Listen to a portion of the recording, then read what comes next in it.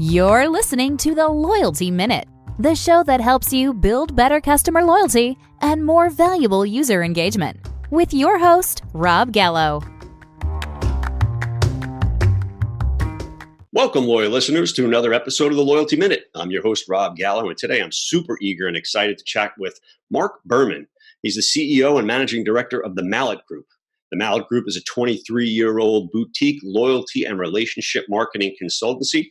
Welcome to the show, Marc. Thanks for joining me. Rob, it's a pleasure to be here, and thank you. I love to talk about loyalty, and hopefully this next half hour will get us into some great stories and some insights into the loyalty industry as I think it was and as it is today, given the pandemic, which has very unique challenges. Absolutely. So for those listeners out there who don't know who you are, perhaps you can share a bit about your background, your story, and your history in the business. Sure, briefly. I'm actually come out of the psychology industry and field and maintain a small clinical practice to this day and have done that for 40 plus years. However, back in the late 90s, one of my closest friends since fifth grade, who came out of the airline industry, worked at Continental Airlines, TWA. Before that, was one of the early architects of TWA's FFP program. Decided he was going to start a consultancy and was actually living in my house outside of Boston because that's where his first client was, an ad agency. And he and I used to talk about loyalty on our way to Las Vegas every year. We would take a gambling trip together on TWA, and I would ask him, so what do you do? And what's this loyalty thing?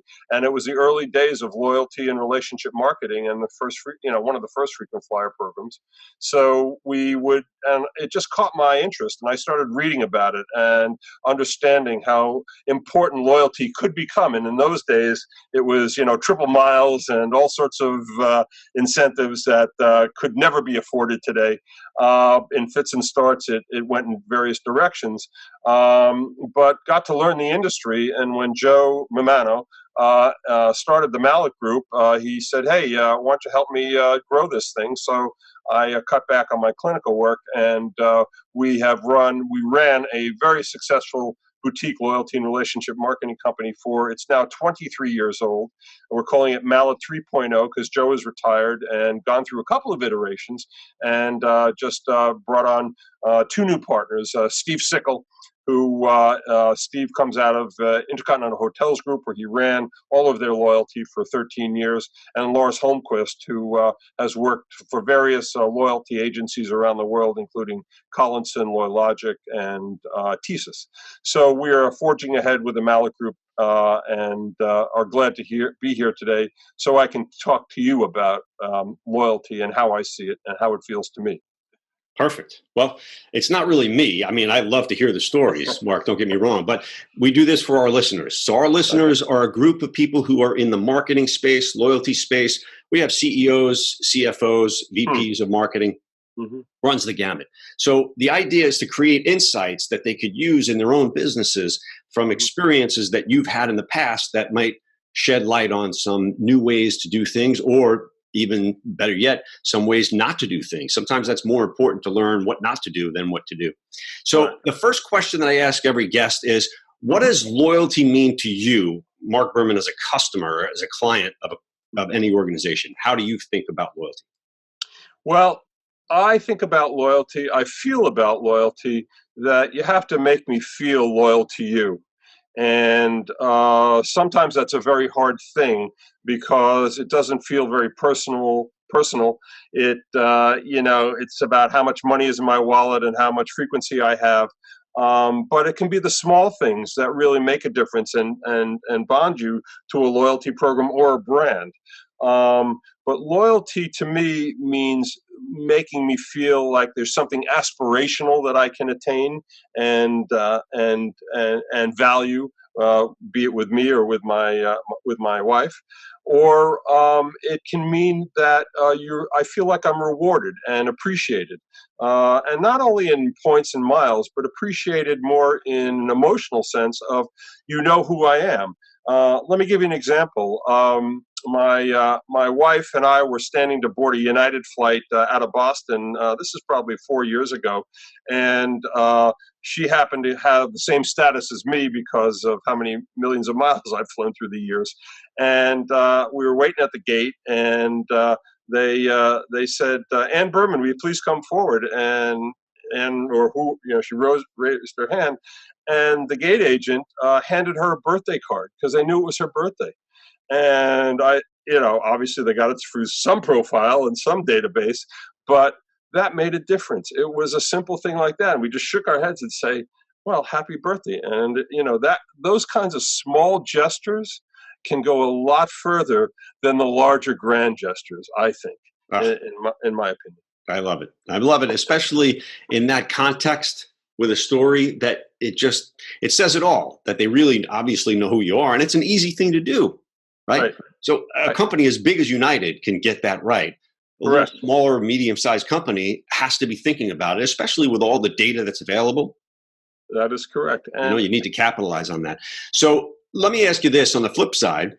Are there any other things that you would think from the negative side that would turn you off from a company's loyalty? Yes, and I know it has.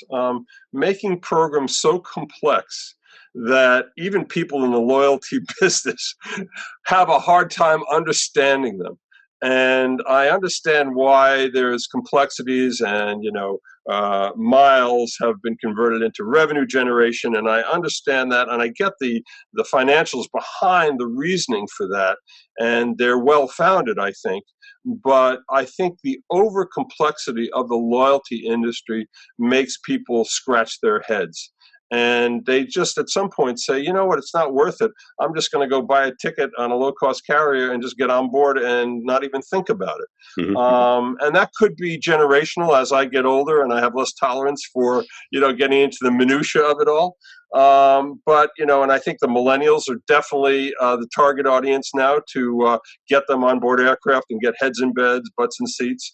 But I think it's making it understandable in plain language. And I think that is a problem of the loyalty industry where there's so many nuances and so many caveats that people just say, I don't get it. So I'm just going to get instead of the co-brand card, I'm just going to get a cashback card of 3% and I'm going to be happy with that. Yeah.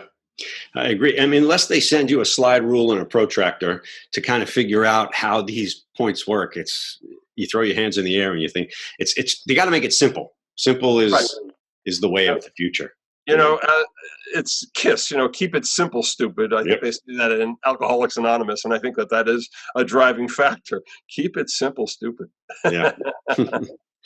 So let me ask you this, Marc, as a marketing professional in your field, can you share some of the pain points you have when it comes to creating and maintaining loyalty, customer loyalty for some of the clients that you may have had worked with over the years? So just put yourself, doing what you do, and you're trying to convince a company, not United in this case because they get it, but let's say a company who you're working with that just can't either wrap their head around it, the complexity, what sort of stories that our listeners could relate to that they should either stay away from or gravitate towards?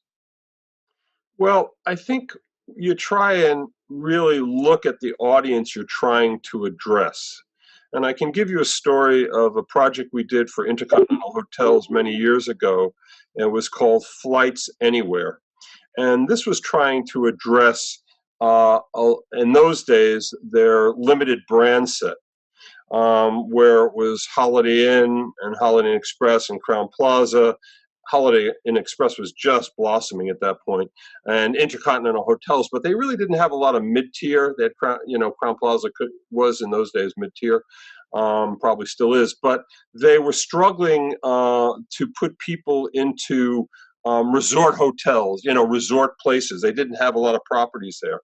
So what we decided to do was create a program for them.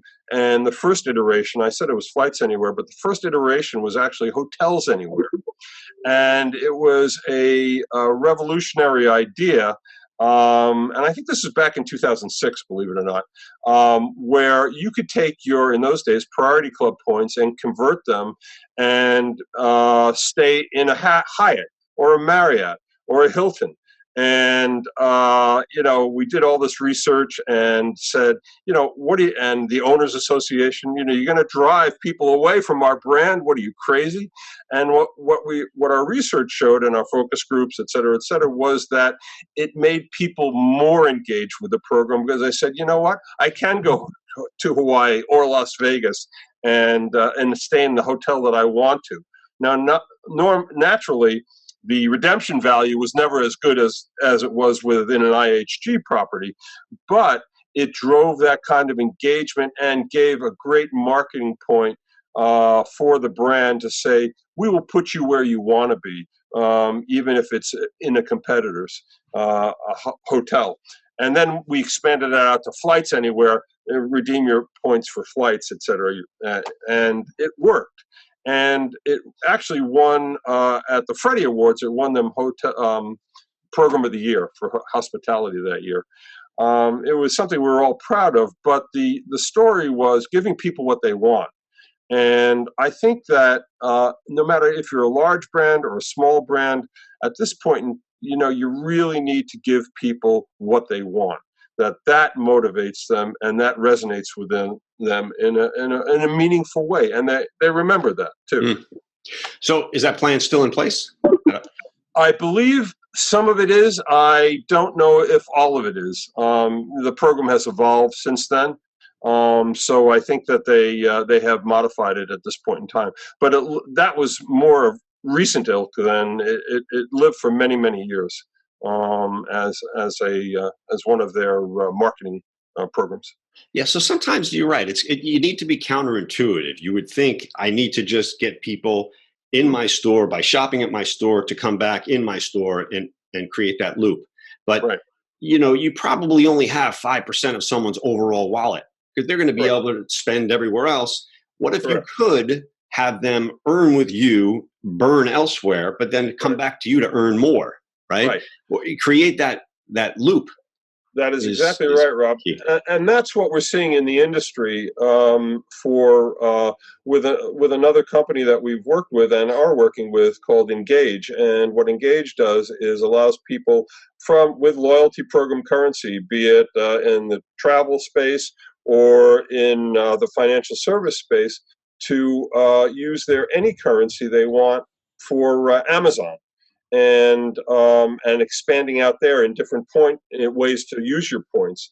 And it's easy, it's seamless, and through APIs, and it gives people the feeling like, and some of them are doing it already. Hilton does it with Amex, I believe, and some of them are definitely doing it, but it's giving them that utility of their loyalty currency.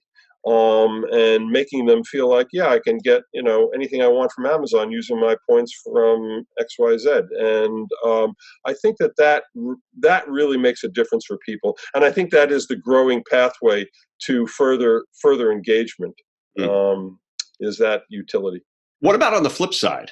Let's say, so like the airlines have the programs where, in addition to flying on the airline to earn miles, I can now shop at Walmart, Kmart, Home Depot, Best Buy through the API calls that they get credit for, et cetera. But then I can only burn them back off in those miles. So let's say Southwest has their Rapid Rewards Mall. You can click a button and go shop. And how do you feel about those types of programs? Well, I think historically the hotel programs have been more open to giving people a variety of redemption options, either inside the program or with other brands. Airlines have obviously been more resistant to that, making bilateral agreements on earn and burn, because airlines truly have driven loyalty historically. But I think that allowing people the opportunity to go outside the brand is both evolving and necessary, especially right now during the pandemic, because there aren't a heck of a lot of people flying, and there are occupancy rates maybe 40% at the hotels, but I think a lot of that is the drive, not fly. customer. Yeah. And so I think right now it's even more important to look at opportunities outside of your core product set to let people redeem. Yeah. Well, not even on the redeem side. Forget redeem. On the earn side. So if you can earn Okay. by just shopping at Walmart, Kmart, Home Depot, Best Buy, Target, all those stores, and then they pay a commission. Yeah, right. That commission can only be turned into rewards in that platform for Southwest. Right. Yes, I think that is evolving. I think that it has to, it's not there yet to let people earn where they want to earn and burn where they want to burn. But I definitely think that that's a very important part of what's evolving.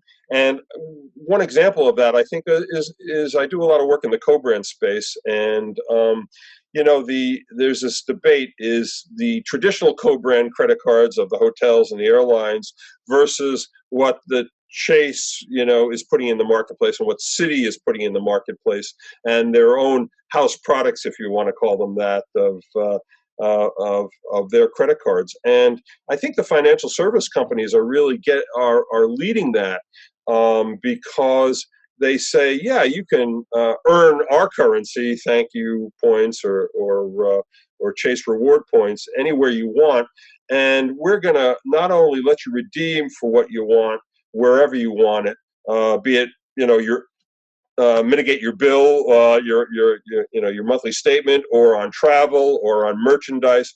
But if you book your travel with us, wherever you book it, like Chase Sapphire Reserve, we're going to give you 1.5 points per dollar, and I think on the Chase Reserve it's 1.4. 1.25. I mean, so they're incenting people to spend on their card, earn where they want to earn, and burn in an enhanced manner that drives, I think, a lot of behavior.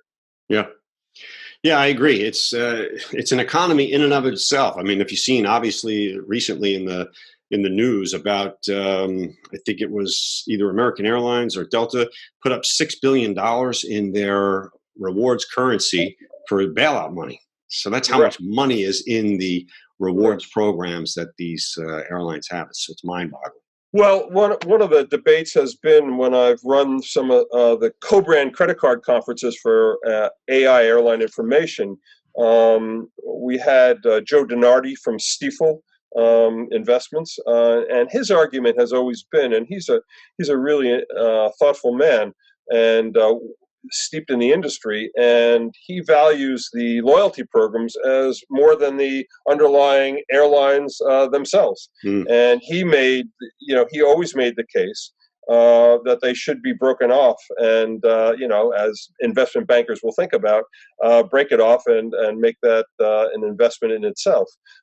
There is something to be said, but we see that right now in leveraging the loyalty program to help fund the brand itself.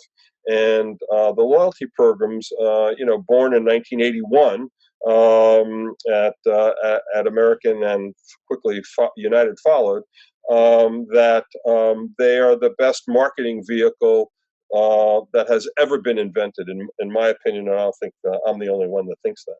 Yeah, you know what? And I think this goes back to your original discussion before we even hit the record button about your background in psychology, of how people think about the reward. Maybe it's some chemical in their brain that thinks, all right, I've got it. So it reminds me of a Seinfeld episode when Elaine is going to this Subway shop and she hates the subs, but she's 9 subs. She's 1 sub away. She's got, I got to go eat it because I'm 1 away for a free sub. I can't turn it down.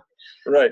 But I think it's true. It definitely drives behavior. But I'll tell you a personal story about where it hasn't made me less loyal, but I've pushed back on it, because I think people can get burned out with so many loyalty programs. And where I've gotten my haircut for years, they have a loyalty program, get 10 haircuts and get 1 free.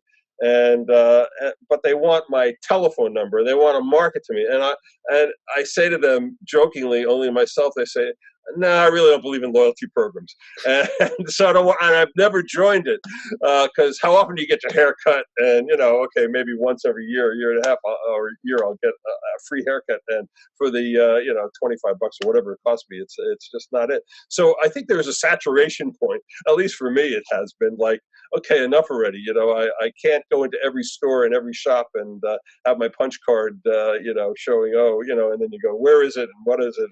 Yeah. So the average customer has burnout. Yeah, the average customer has 19 of those punch cards. Right. Now right. they're swipe cards, and now they're digital. But right. I probably said this a million times on this program. One of my favorites of all time is CVS Pharmacy. Mm-hmm. I don't need to remember a card. I just go in there, have my phone number, and when I go to check out, the lady, before I even ask, she says, "Do you want to use your extra bucks?" Right. Sure.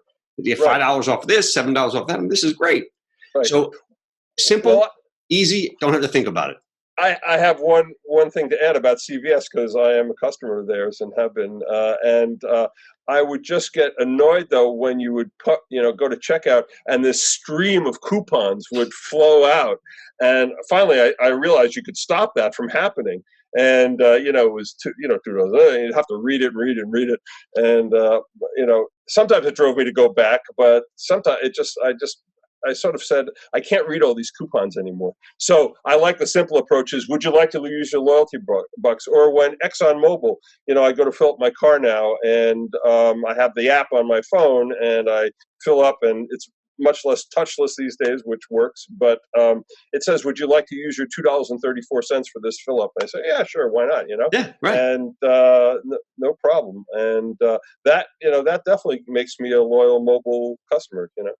Yeah, because again, it's simple, it's easy. So the idea really then, I think what we're trying to get across to the business owner, small to medium-sized business owner, is to simplify things, correct, make it easy, give them what they want, more of what they want, and they'll keep coming back.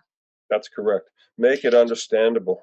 So in an ideal world, right, what would your customer loyalty and engagement strategy look like in the future? I mean, I know we said making it easy now, but is there anything that you can see coming down the pike that maybe hasn't really been explored?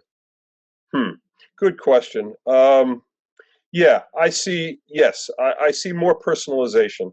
I see the ability to give, sort of what we've been talking about, giving people more the ability to control their interaction with the brand and how they want their rewards to go. Maybe they want the more complicated earn and burn scenarios. Maybe they want it more simplified.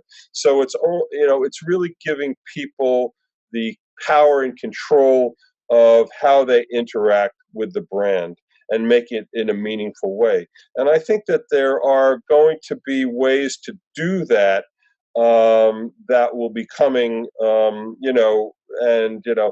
be it will people be able to use cryptocurrency, to pay for their stays, or can they earn cryptocurrency? I don't know, but I think that there's going to be an increase in allowing people to weave their own path and keep them loyal because they feel that it's meaningful to them.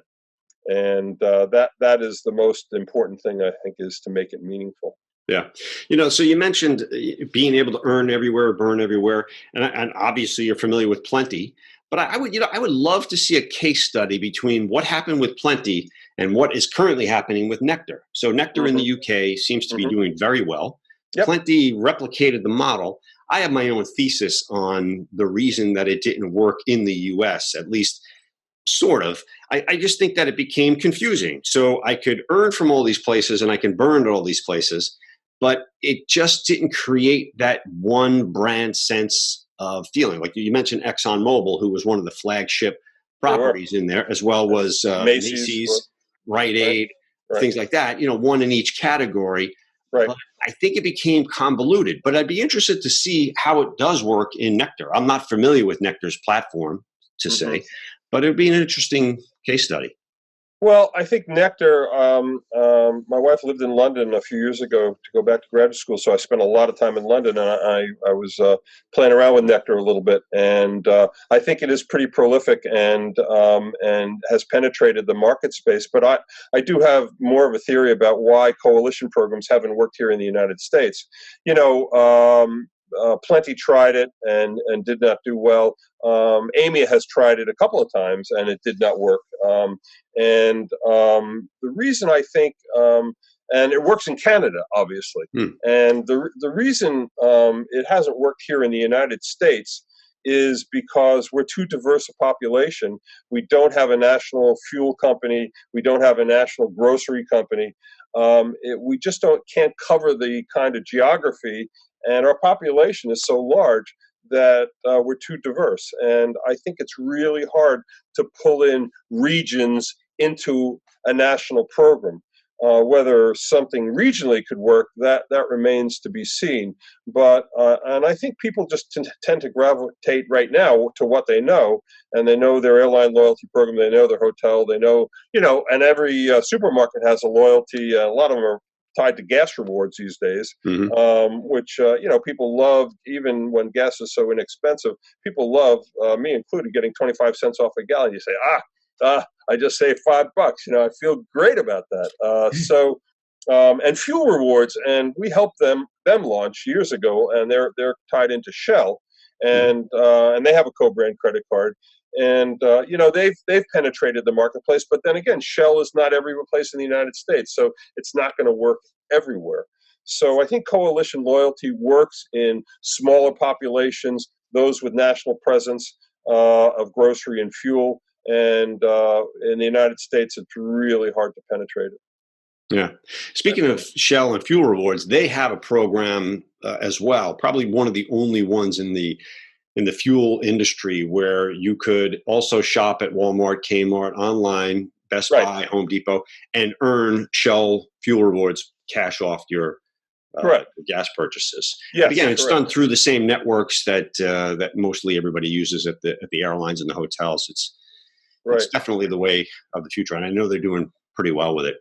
Right, and I can give you another example of where it really didn't work, and they've tried to take it, is Shop Your Way Rewards with Sears. And we did some consulting with them and ran a test pilot project of trying to make local merchants use Shop Your Way Rewards to reward people for shopping in their small, Joe's Pizza Shop, etc.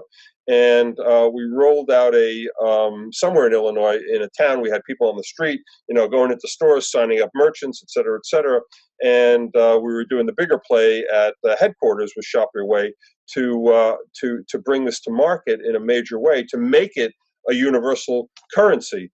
And unfortunately, where it failed was that the Sears stores were closing, and it sort of contracted your ability to say, well, yeah, I can use this, but I have to, I'm going to have to burn it at Sears. And so you have to be, it's a grander scheme of things. And I think Shop Your Way has evolved, and they're continuing to try and evolve it into a more ubiquitous and larger program with a lot of partnerships, et cetera, et cetera. But the brand anchor has not gone away, and that transition from the brand anchor into the standalone program is a challenge. Yeah. Well, Marc, I mean, we could talk loyalty and branding all day. I love it, and the psychology of it too. But generally speaking, the attention span of our listeners is half an hour max. Yeah, so I get it. Mine too. We're going to wrap it up. But if listeners want to get a hold of you, Marc, if they want to get a hold of you for more information, what's the best way they can do that? Yeah, through email, mberman@mallettgroup.com, MBERMAN, Mallett spelled with 2 L's and 2 T's, MALLETT group spelled out.com, mberman@mallettgroup.com. That's the best way to get in touch with me. I'd be glad to talk to anybody, kick around ideas. Our company is ready and willing and able to talk and to see if there's something there that we can help with. Excellent. And thank you for asking. Yeah, I'll put it in the show notes as well. Well, okay. I want to thank you for your time, Marc. I want to thank our loyal listeners for being loyal listeners and investing some of their valuable time with us. If you feel you received value from the show, we would appreciate a 5-star review on your favorite podcast streaming service. If you know someone else who might receive value from listening to the podcast, please share. That's how we grow.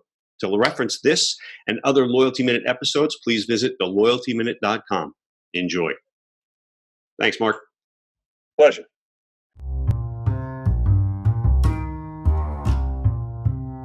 Thanks for listening. Be sure to tune in tomorrow for your next edition of the Loyalty Minute.